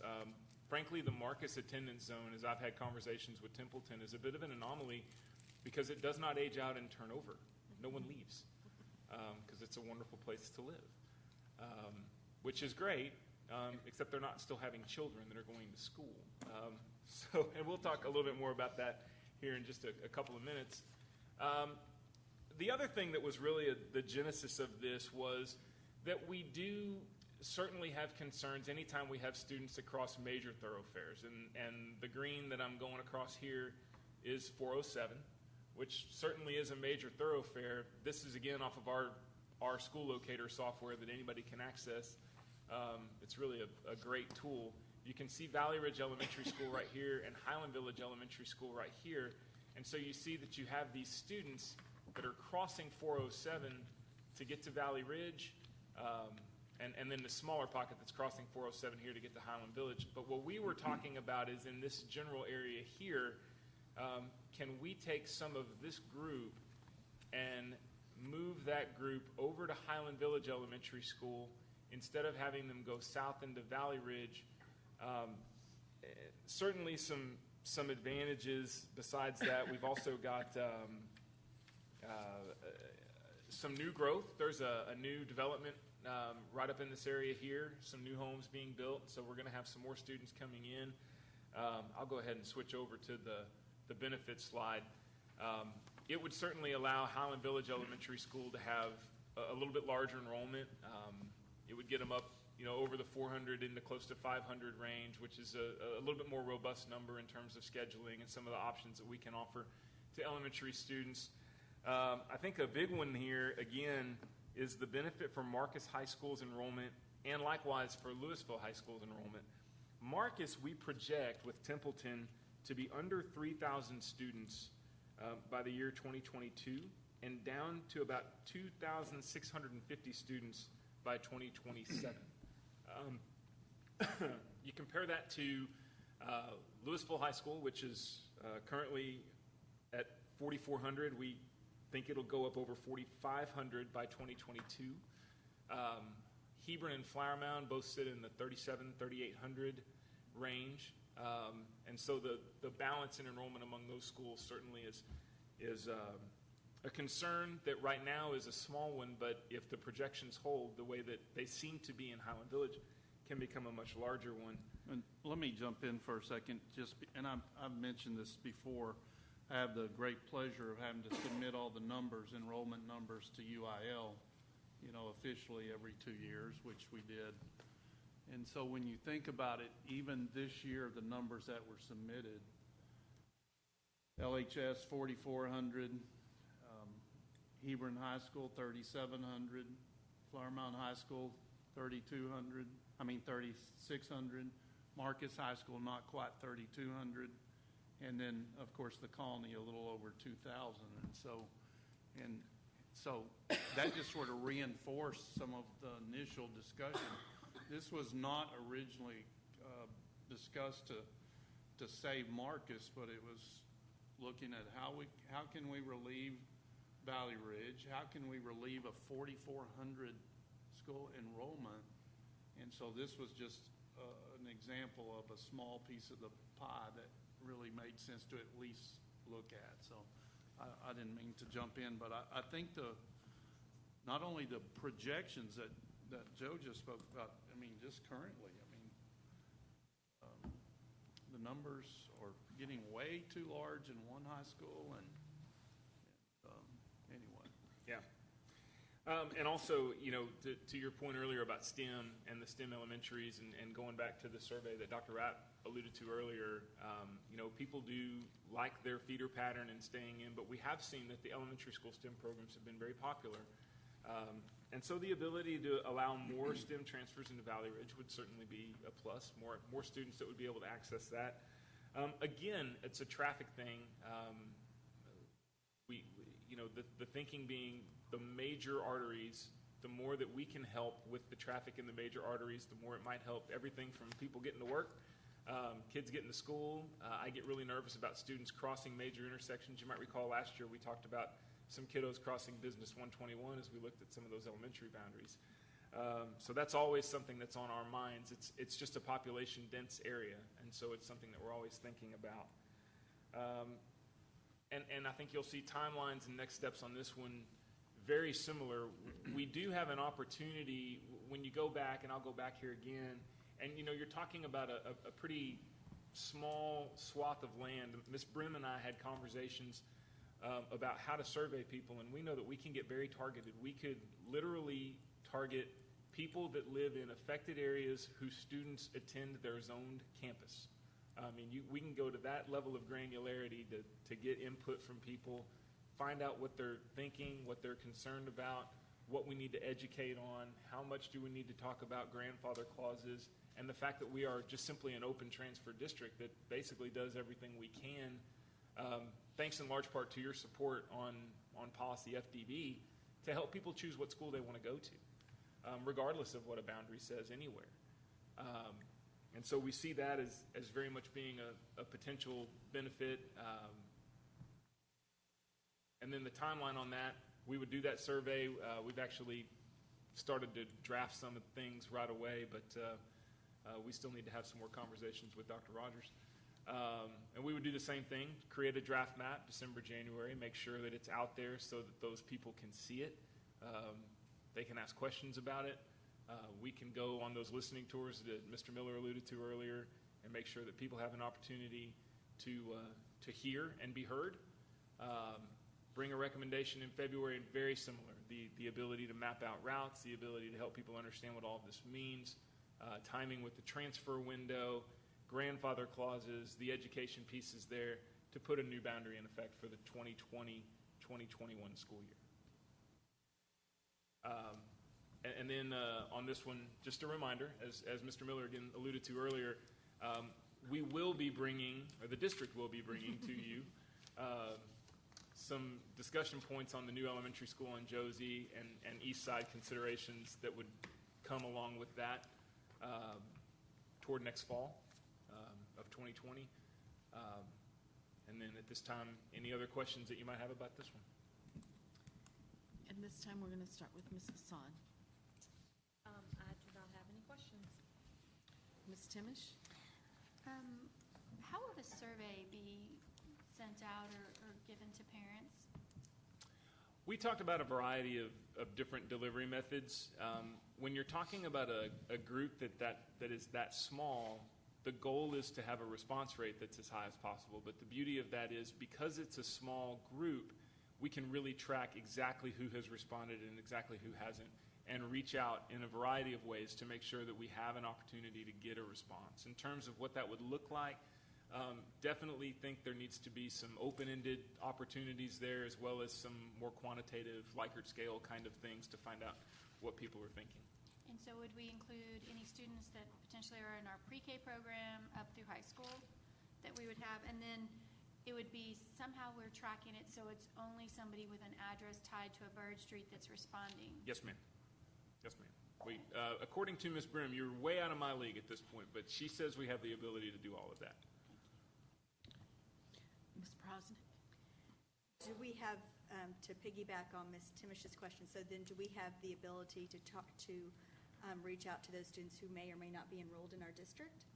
We would be able to access homes where we knew a student existed once but doesn't anymore.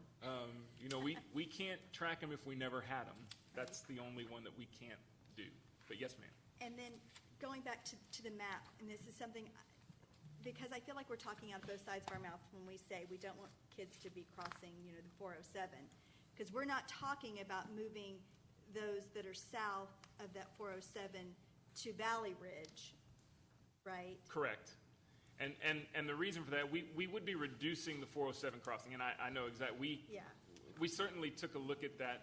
The thinking there was boundaries are disruptive. There's no, I can't think of another word for it. It's a disruptive change. Disruptive changes aren't always bad things. I certainly think that these are all good things long-term for the district. But to move more to one and then more to another is simply more disruptive. And so it's kind of the same thing we talked about earlier. Where's the balance? We could consider, a larger shift. But then you're just talking about moving more families. Well, and initially, Ms. Prosnick, I think, initially, that shape that looks like the Sharks fin, Right. Above 407, we had hoped to do that entire, and there's not capacity at Highland Village now. one of these days in the future, the board may want to consider everything north of 407 shifting, 2 or 3 step shift to then to be able to do what. I'm talking about this little portion. Yeah, I know you're that talking about dips, the that portion dips, yeah. right next to the school that's Right. south of 407 and yet goes to Right. Highland Village. Oh, no, it totally makes sense. This is the step one, trying to, Dipping our toe in the water to keep I your think sharp that's reference. a good way to describe it. Thank you. My concern has always been the parents that have lived there forever, and if they're okay with it, I'm okay with it. Because it makes sense on the map, it makes sense for the numbers, absolutely, concur with you. If we can contact those parents with the survey quicker, can we hurry up their particular timeline so they can have an answer sooner? Because ours is a targeted area for these particular students. Could we possibly, I'm not trying to hurry up their decision, but can we give them an answer quicker since there's a smaller chunk of students? Yeah, I think certainly, I know Dr. Rogers expressed to me today that we would want to get a survey out very quickly. Obviously, that wouldn't happen before this meeting tonight, and so we are developing something to get out very, very soon. It all depends on at what point have we gotten enough responses. Right. So yes, we would want to get as many responses as quickly as we could, and it will really just depend on the rate of response and the timing of getting those responses back. I just want to make sure that the survey gets the information that we need to gather, and so that's something, just being back today, I saw the initial draft of the survey. It's a great start. I just want to make sure that there's some other. That makes sense, and I'm glad we're doing the survey. I'm very thankful Yeah. for it because it is a large change because of the high school feeder pattern. So I'm really glad. I'm not trying to hurry the Yeah, process, no, I but know. if we already know, if it lends itself that we can give a parent an answer quicker so that they can start scheduling their child quicker. And I think, as Dr. Coburn mentioned too, surveys also provide opportunities to educate people about, transfer policy, current policies and opportunities that are already in place too. So we look to use it as that vehicle too. Thank you. Just to piggyback off Ms. Hassett, I concur with parent input is key. But I want to make sure, kind of as what Ms. Timish said as well, is that we're using methods of communication that parents have indicated in Skyward. So all forms of, instead of just an email that we're utilizing, whether it be mail or however they indicated in Skyward, they want to be communicated with. That's true. So my question is do we know the number of students in this area that would be impacted? Again, we know that in that entire area, we had over 400 students. And you can kind of divide that out. Half of those are elementary school, and then a quarter and a quarter. And that is too many in that entire area to make that move with. And so we would have to come up with an area smaller than that. So you would be talking about a total number of students of less than 400 district-wide.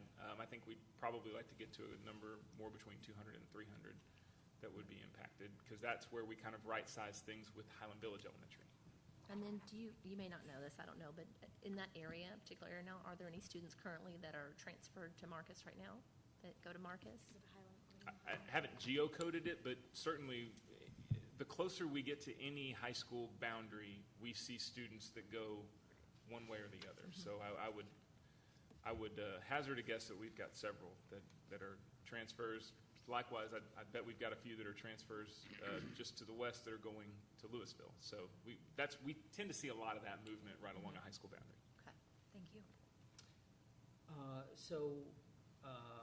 I may be your last question on border alignment while you're here, Joe. So We'll see. what were the chances of that? 1 in 7, sir. And actually, this isn't even going to be targeted at you. So when we talk about next year, when you're not here, whoever gets this assignment, next fall, to me, so that we can avoid some of this, is September, October. That's correct. Okay, so I know that puts a lot of pressure on you guys, Dr. Rogers, but that's just because this is big. Here, I'm gonna go to surveys here. Respectfully, I'm not sure this is our proficiency, right? I mean, we generally speaking don't get statistically valid samples. I mean, we saw that in the last work session, 211 surveys, and we thought that was good out of 4,000. Here's why I believe we need to rethink the process, and I'm willing to throw a lot of PhDs from my company to help you guys.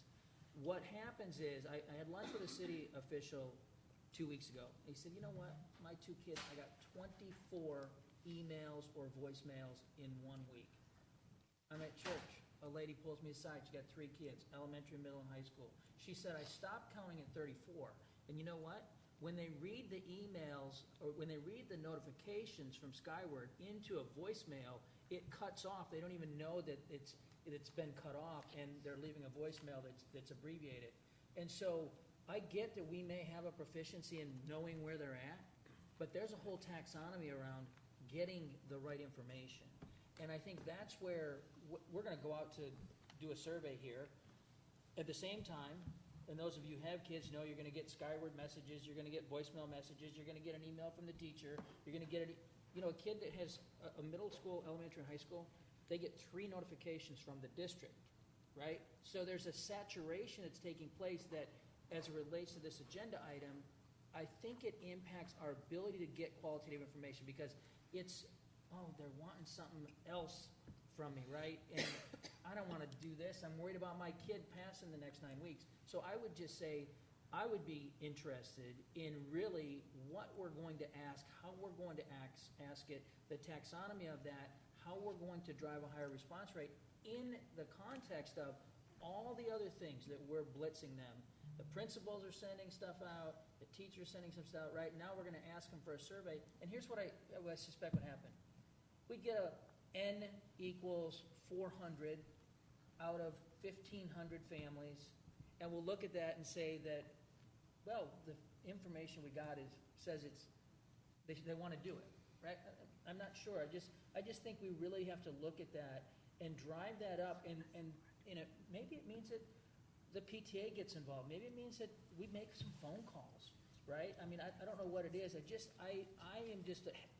quite careful when we are going to survey about this.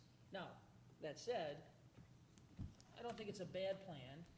I think you're getting into things that we've tried to protect for others that we're violating here. For example, I don't want my kid to go to a Flower Mound Elementary School and go to LHS, right? Okay, well, I live in Lewisville. Now my kid's going to Highland Village Elementary, and they're going to, right? So we get into some things there that are dynamics that are, to some degree, things that we've tried to protect. Now, I would say it's not a perfect world. I don't have a problem having some hybrids. Flower Mound Elementary always went to Lamar and Downing, right? I mean, you mentioned Highland Village Elementary or something. So I'm not too worried about that. It's just that I think we've got to make sure we really find a way to get quality information from families that are looking to make those decisions. And also understand that if we made the decision, what would they do with their kids? I think that, I don't know if Angie and I talked about this last meeting or whatever, but there's an element of those kids. Fighting farmers have a higher, right? They're just something. I'm a fighting farmer, right? Now we're going to make them a marauder. I not like that, right? It may be a good practical decision, but that's an emotional decision that we all love about Lewisville High School. Now, finally, then, I think we have to look at the LHS issue. It is almost, the size is almost detrimental for us to achieve certain outcomes. And so with that, I'd like to just offer administratively, maybe we need to bring in Templeton and let them just go off into a room. What would be a perfect world in LISD as it relates to zones and feeders and that type of thing, forgetting all the politics, all the emotion, et cetera? What would that look like? And then start to finesse it from there, because I think we we're gonna run into issues with Western Flower Mound.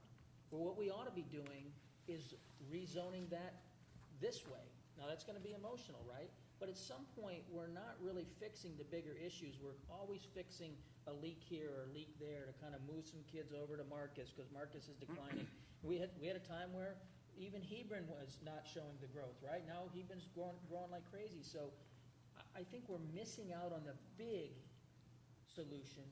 And that doesn't mean we shouldn't do this. It just, I don't know how you get by with telling probably longtime families that are fighting farmers, that you're gonna be zoned for Marcus, and yeah, you can transfer to LHS, but you're not gonna get a bus that going to the main campus is probably, what, 4 or 5 mile through traffic? I mean, if you look at that northern part. So, anyway. I think, Mr. Miller, if you look at the history of boundaries, and I'll be more than happy to, boundaries change in school districts all the time. And of course, they changed originally in the 80s and 90s and early 2000s because LISD was growing. But now, what this board and future boards are going to have to do is figure out what's the efficient model that y'all need to determine. And I'm okay with getting Templeton and whoever else in the room, but I don't want to do that and spend a lot of time and a lot of money if the board's not prepared to make any moves. And so that's the dilemma. You know, no one wants to change boundaries. You know, I wish everything was perfect, 3,500, 35, I wish there wasn't a high school with 4,400. And it's just the way. And so all of us are going to have to figure out what's the right fit for this. As far as this particular survey, the reason I feel better about this survey than surveys in the past, we do know exactly who we want to get the information from, where normally it's a global, hey, we've got 52,000 kids, so we want to get it. But we will know not only where they live, but their names. And so we will develop a system to make sure we have a good in-size as far as feedback from those particular parents. So that part I feel better. I totally agree about. We still need to make sure we craft a good survey to get the questions that we want answered, that input. So, Ms. Sells, we've only asked one question yet, so we still need to go around. Okay, we'll go back around. And I had one question. Was there any consideration in the listening tours of making somehow the survey to be taken during that time? Or do we believe that these parents all have capability to take that on their own? Or would there be a moment to push that survey out and say, this is important right now? Could we take 5 minutes to take that survey or something like that? I certainly wouldn't see anything wrong with doing the survey, but then at a listening tour at a subsequent meeting, we'll be able to tell if a parent did or did not complete it. If they didn't and they wanted to complete the survey that night, I wouldn't have a problem with that. I don't think that'd be a bad idea. Okay, now Ms. Timish? Dr. Rogers, when you were talking about UIL, can you remind me, what would be the cutoff between 5A and 6A if Marcus is going to go down to 600? Well, they don't. Generally. Tomorrow. Well, it used to be look at where Highland Park was, and then you just take a. I've heard that a few times. That's accurate, but it's usually the cutoff between 5 and 6A is somewhere in the 2,100 range. So, there's no doubt. I don't know what the UIL will do. The one thing that they've done in recent years, of course, big schools, whether it used to be 5A was the largest classification, they created big school, little school. Now they've done that in 6A and 5A. So,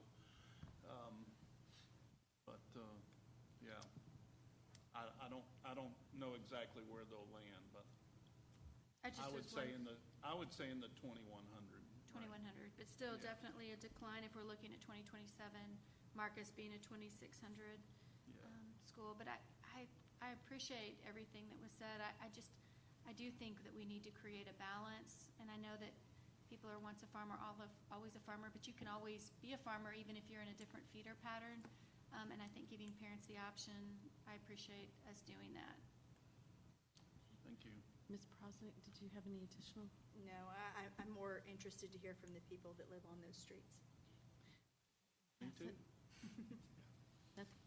Ms. Cox? No, no more questions. Mr. Miller, anything else? You could have the survey pop inside their Skyward login. That would be your biggest way to get it. On anything else? Okay, thank you. All right. Thank you, Dr. Coburn. Thank you, Dr. Coburn. Dr. Bonner. Yes, ma'am, Ms. Sells, board members, Dr. Rogers. If you'll recall, last month we brought, for information purposes, the calendar proposals. We had 3 calendar items.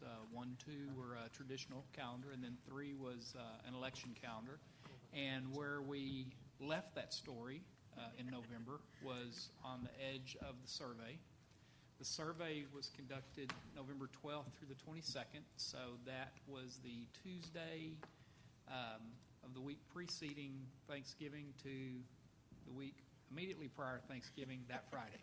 So we ran it almost 10 days, and drum roll, the results are, there was 4,079 votes for option 2, which is the most. Option 1 came next with 3,579, so about a 500, or not about, exactly a 500 vote delta there. And then option 3, which was the election calendar, 2,860. And so, Read those again, Dr. yes, ma'am, absolutely. And I'll happily email this to you. I know. Do them in 1, 2, 3 order. Yes, ma'am. Pretty please. Absolutely. So option, Ms. One. Hassett, you're saying Option option one. 1. Okay, that's what I thought. 3,579. Option 2, 4,079. And then option 3, 2,860. And so, in looking at this, the differences between option 2, which had the most votes, and option 1, which was 500 less, option 2 had a Wednesday start, and in the second semester, it had another Wednesday start. It also had spring break the week of March 15th. It had a Good Friday weekend, and then a Monday holiday for students and staff. And then lastly, the final day of school was May the 26th for kiddos. So that's the chief difference between the vote, the calendar with the most votes, and the one that most similarly reflected it. And so I'd be happy to answer any questions, and I do want to send those numbers out to you, and I will do that. Dr. tomorrow. Bonner, can you share what was the council of PTA's input? I mean, you met with them in November, right? Met with them on November 13th, right after the meeting with you all on the 11th, I believe. We met with them on the 12th through the 13th, whenever that was. And actually, it was a good meeting. They're a great group. They had some questions about particular start days and that sort of thing, and they wanted to make sure that we had coverage on a couple of different spring breaks to offer choice. But by and large, they were very happy that they had an opportunity for input. Okay. I didn't know. Questions, and we'll start with Ms. Timish. No questions. Ms. Prosnick? No questions. Ms. Hassett? I don't have a question about this, but for next time, can we try to make sure that the options aren't quite so unevenly weighted? For our high school, option 3 gave me a lot of heartache because of the accelerated block that we had. Right. And so On the when you say unevenly weighted on the On the number of days. days in the On the semester. terms. Yeah. And we Because did modify that, but point well taken, it was, for sure. with our modified block, it's Yeah. a lot of We do learning that? time that's different. Absolutely. Thank you. No Ms. questions. Cox? Mr. Miller? No question. Ms. Lasan? No questions. Thank you very much. Very welcome. Bringing Thank that you. to us. Okay, technology report is up next. Mr. Colbeck? Thank you, Ms. Sells. This is a topic that I brought forward to the board back in August as an information item, and it's for video management products and services. And one of the things that we identified as a need really for a centralized repository to store video. And there were some questions the board came up with as far as what is it? What does that look like? So I added some items into this discussion item to look at, functional items that we're actually looking for out of this solution. And some big ones, I'm not going to go through all of them, but some big ones is really having something that is easy for teachers and students to use, especially within Canvas. We're looking for a video solution that would allow us to upload video, have actually video assignments, give you features that you can advance video, put questions in there, quizzes, have that integrate back into Skyward as they're recorded.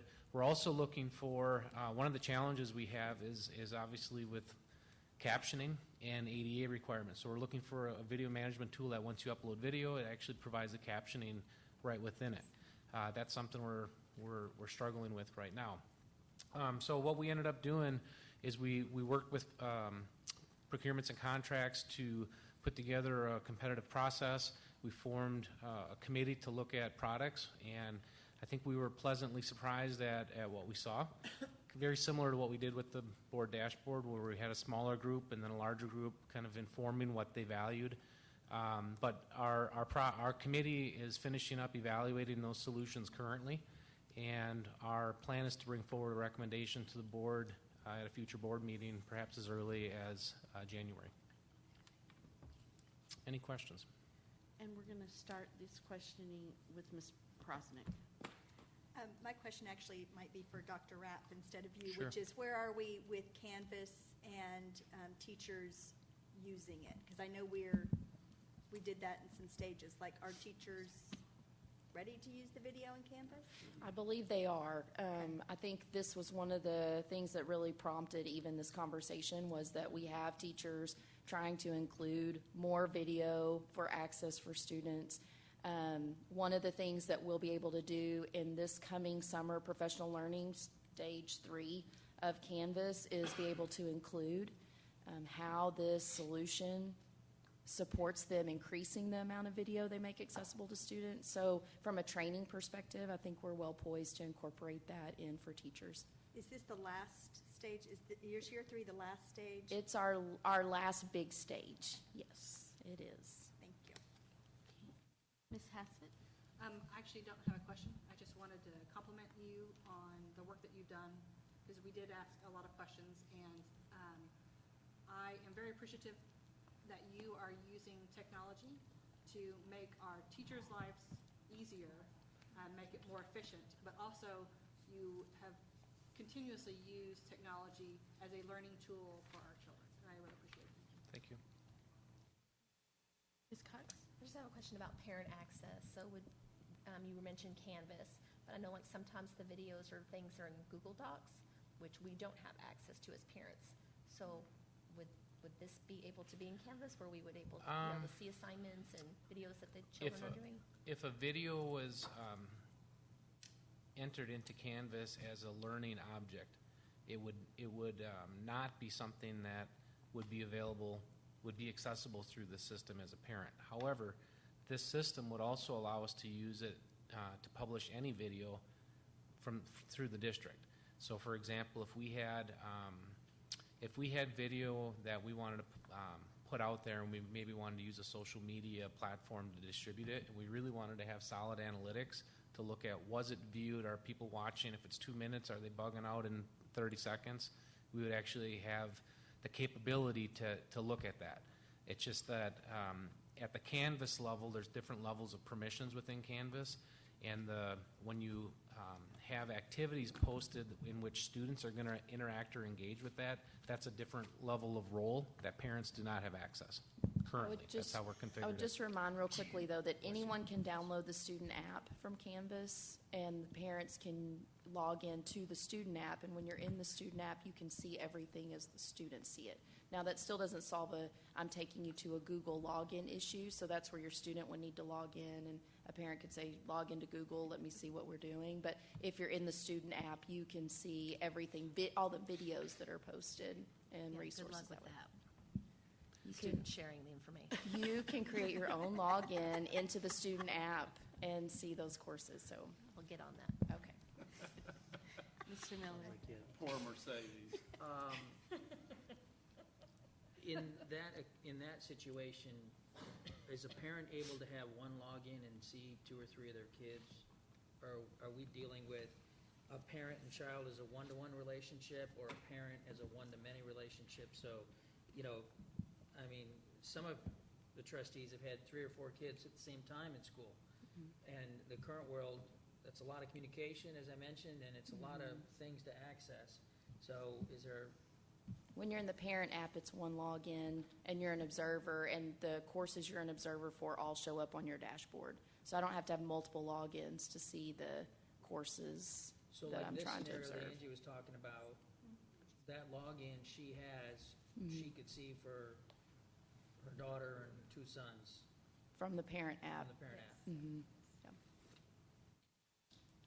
Mrs. Song? Okay. Go back around. Timish, Prosnick? Questions? Sassett, Cox, Miller? Okay, thank you. Okay, Mr. Colbeck, moving on. All right, thank you. The next item is our campus paging and bell systems. This is a project that we identified as needing to address during the 2017 technology bond project list. And this may be a little confusing where we've had campus audio, or campus sound systems. That this is not what this is. This is the paging and the bell management front end. And we have, obviously, with the age of some of our buildings, this technology is getting old in some of our campuses. So we knew this was going to be a project that we had to take on. So we've been evaluating a couple different solutions. And basically what we're looking to do is currently the systems that we have in place, the management of bells specifically is a real pain point for campuses. Because right now, the only way to really change that is we have to actually drive out to a campus, log in or directly connect to those consoles and change bell systems. It's very, very inefficient, and it's also, the campuses want to be empowered to do that. So what we're looking for is putting in basically newer head end that basically would connect to the speakers and the wiring in those buildings that would allow us to be able to manage those from anywhere. So if a campus wanted us to log in remotely and make a change, we could do that. What it's allowing us to do is refresh that equipment, leverage the current structured cabling and speakers that are in those buildings, and refresh them. What you have here is a list of campuses that would be focusing on initially, and these are the oldest of the systems that we have. I'm expecting this to come in, under what we had budgeted. And could we potentially have more locations come up during the life of this bond cycle? Probably. But right now, we believe this would get us. This would address our most current needs. And then also, this is not something that we're doing in our renovation locations. And the renovation locations with our EdSpec, the paging systems that we're putting in, already have that functionality we'd be putting in these other campuses.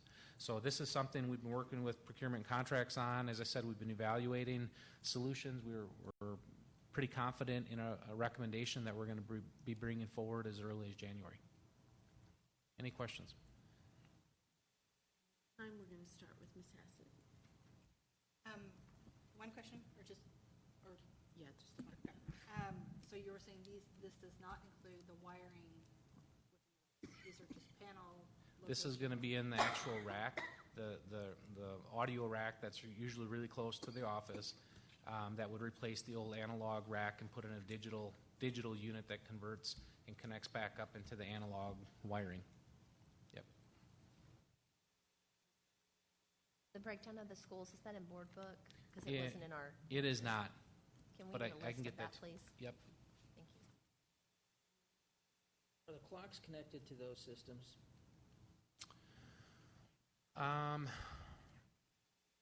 No. Is Randy here? And I think we have different clock systems.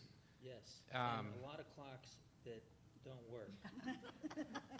And it just seems to me that in kind of this, I mean, you're talking about doing some things so you can get access to the campuses, remote, et cetera. And maybe it's a future item, but, there are common areas, the gymnasium, the library, and the cafeteria that seem to me that if we can't get somebody to put batteries in the clocks, that we get a digital clock, that there's probably some wiring nearby there, and have it part of an overall system. And the way I would tie it into the agenda item, if for the bell is that people look at that clock, teachers look at that clock, and they know that bell's going to ring in 2 minutes. But when that clock has been at 1:45 for the last 7 weeks, they're not certain. So what they do is they pull out their phone, right? And that sometimes can create some, all the teachers on their phone. Well, they're really looking at how much time they have left for the class. Just food for thought. Okay. Ms. Lasan? Anybody else have a second question? I Or didn't get a Ms. first Demish? question. Thank you. How many campuses, I mean, I know you said 5 high schools, 7 middle schools, 20 elementary, on top of those that we have at 32 right there, how many other additional campuses are you having to drive out to work on something? Well, it would be any campus that does not have the most current paging system in, and I would say those are mostly going to be any campus that has You not want to been. do the reverse? How many do we not have to do that for? It'd Maybe be that's an it'd be easier the question. ones that we've just done the 20-year refreshes on, and obviously Mill Street. So the majority would be, this is, okay. Yep. Ms. President? Where is it on the eye chart that is the technology plan? Because I pulled this out when I saw this, and the campus sound and paging systems is on here, but it's just to replace the paging systems and so forth. And so I'm curious where I'm going to find it on this. I'll have to look at that. Okay, because all that's on here is campus sound and page. There's no bell on here anywhere. So I'm trying to be transparent when it comes to bond funds, where we said we were spending the money, and I believe you provided this to us last year. Yep. But I couldn't find it on here. It would be in the campus. The paging and bell system is, I might not even put the word bell on there, but it would be that same system. Just the paging system? Yep, the paging. Okay, so we're doing the year, so this would be the year, because it says replace paging system implementation. That was supposed to be delivered on August of 2019. Correct. We're not on track on that one. Okay. Yep. Could we get, as a board, could we get an update then of the construction and the technology of, that's what really confused me, because it Okay. said that had been done, and so that's where my questions came from. Yeah, I can work on an updated version. Yep. It's okay if it's an art chart like this, I can wear 2 pairs of glasses. I have a second question. Go ahead, Ms. Hassel. Does safety and security, do they have access to the paging system if they need it? Yeah, but that's a different. It's an integration with the system that we put in through our phone system called Single Wire. I mean, if we have an instance, 3 o'clock in the morning, children might be spray painting stuff, can we then use it to? We will be able to with this newer hardware. Currently, we're very limited, but that has come up. Matt and I have talked about that, where, for example, our second shift security folks, if they want to actually put a page, or somebody was in a building and say, hey, you need to leave immediately, that's the kind of functionality we're trying to add back into it. This does not cover that? This would give us the capability to integrate that. Yep. Does anyone have any additional? That concludes our meeting. Thank you all for being Thank you. patient with me. And the time now, if there's no further business, it's adjourned at 8:13 p.m.